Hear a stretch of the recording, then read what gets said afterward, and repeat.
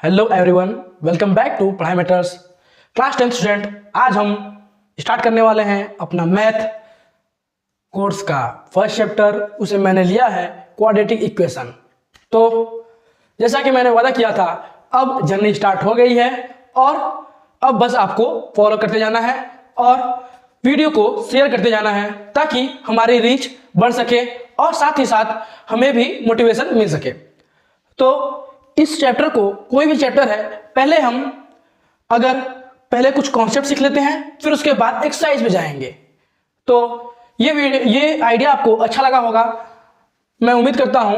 नहीं तो आप अपना कमेंट करके जरूर बताइएगा, मैं लाइव क्लास भी ले लूंगा। अगर लाइव हो जाती है तो बस ये है कि टाइमिंग फिक्स कर लीजिएगा, तभी क्लास हो पाएगी, क्योंकि स्टूडेंट्स भी होने चाहिए और मैं यहाँ पे पढ़ाना स्टार्ट कर रहा हूँ तो वो भी घर पे पढ़ें।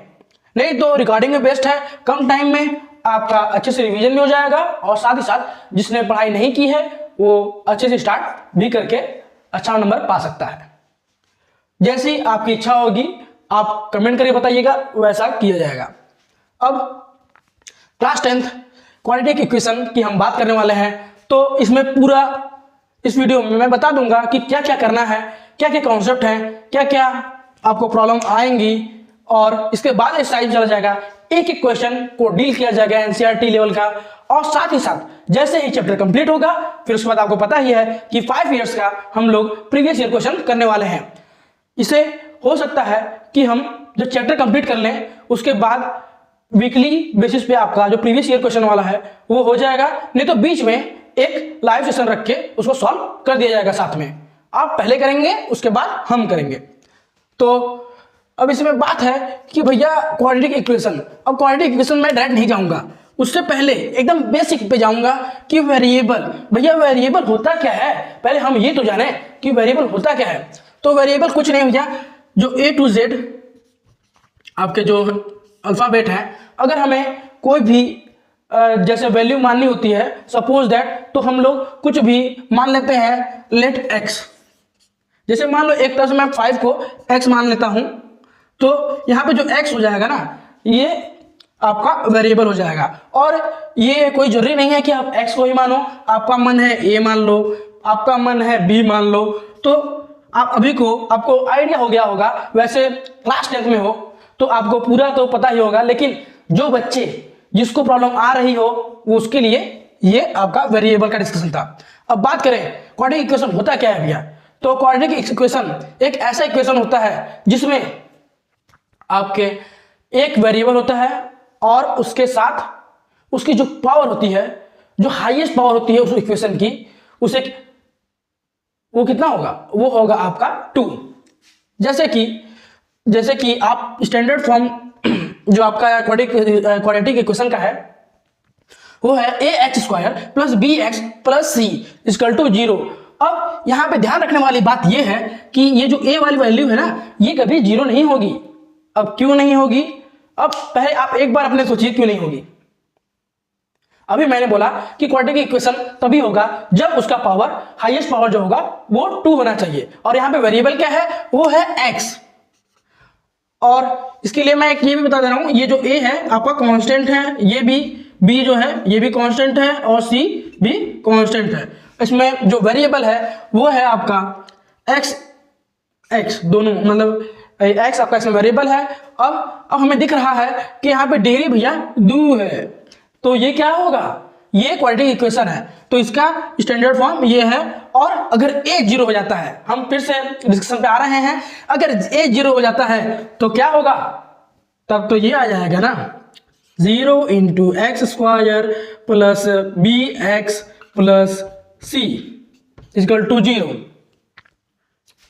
तो अब समझ आया।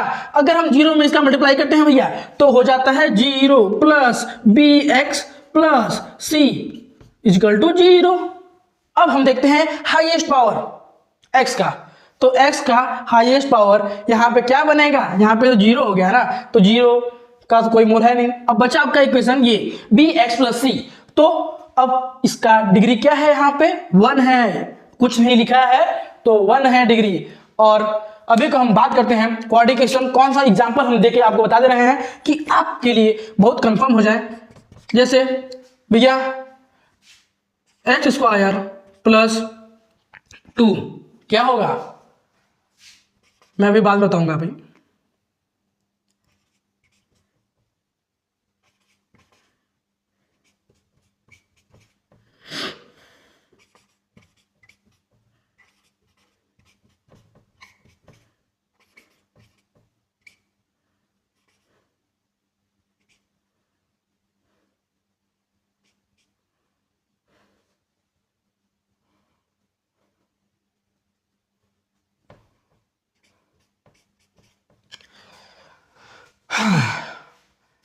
अब मुझे ये यहां पे बताओ कि एक और एग्जांपल,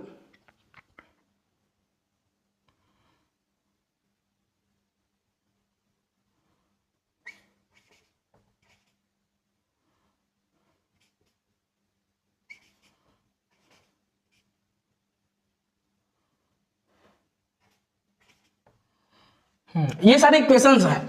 अब हमें पता करना है कि भैया क्वाड्रेटिक इक्वेशन होता क्या है, इसमें से कौन सा है चेक करना है।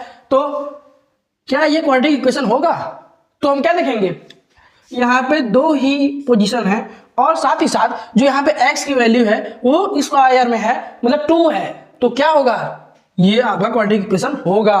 और क्या हमें उसके बाद में सोचना है कि भैया ये तो इस वाले फॉर्म में नहीं है, तो मैं आपके लिए बता दे रहा हूं कि ये ना ऐसे है, बस आपको दिख नहीं रहा है।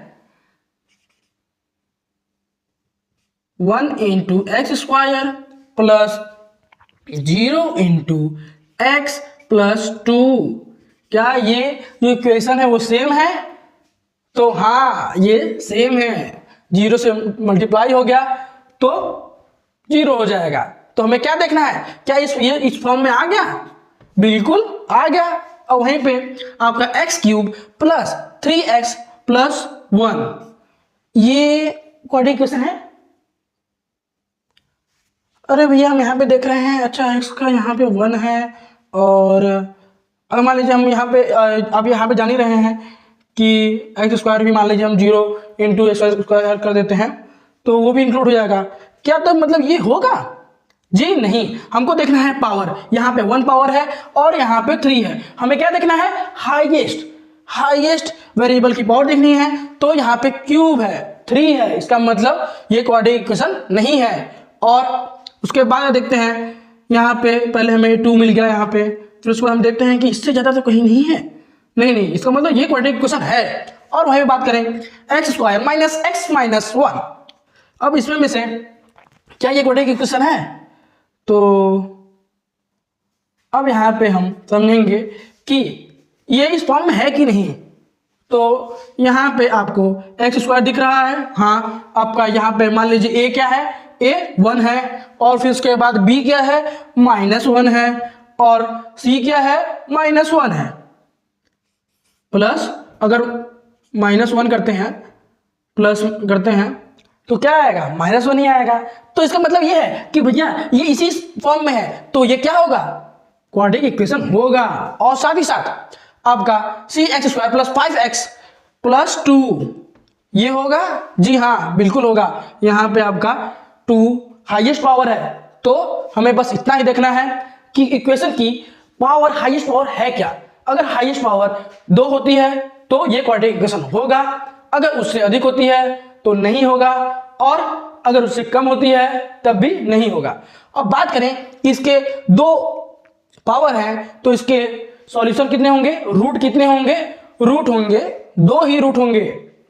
अब उसके बाद हम ये जानते हैं कुछ मेथड है क्वाड्रेटिक इक्वेशन को सॉल्व करने के, जिससे हमें क्या पता चलेगा, रूट्स पता चलेंगे, और उसको ही हम लोग बोलते हैं नंबर ऑफ सॉल्यूशंस। तो आइए हम देख लेते हैं मेथड कौन कौन से हैं। फैक्टराइजेशन मेथड, इसको हम लोग फैक्टर करके देख करके इसको बाद सॉल्व करेंगे। जब मैं करूंगा तो आपको समझ में आएगा। और वहीं पे आपका क्वाड्रेटिक फॉर्मूला एक रहता है, एक सीधाचार फॉर्मूला है, आपको बस उसी पे वैल्यू पुट कर देनी है और आपका आंसर आ जाएगा कैलकुलेट करेंगे तो।